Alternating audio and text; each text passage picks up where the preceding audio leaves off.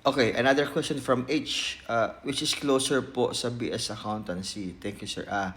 Ito yung in relation to financial management and financial accounting, no? So, ano ba kakaiba daw ng financial accounting sa financial management? Okay.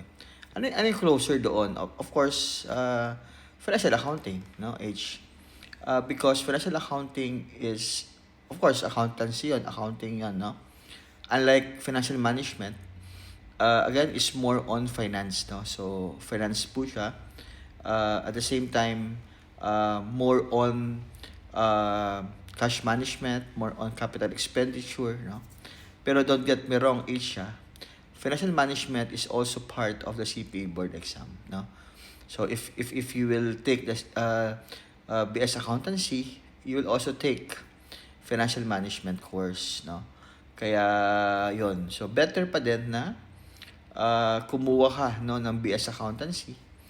Siguro, yung question mo is, what if you want to take BS Accountancy or BSBA major in financial management? Of course, better pa din yung accountancy.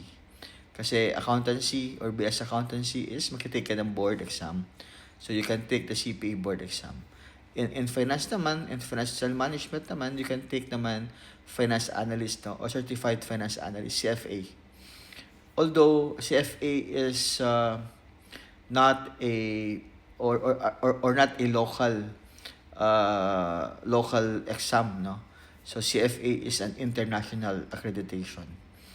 So yon. So again, of course, again, mas malapit yung accounting sa BS Accountancy compared with financial management. Although FinMan is part of topic or one of the topics in the CPA board exam, part of the management advisory services. So hopefully I answered your question, H. Thank you.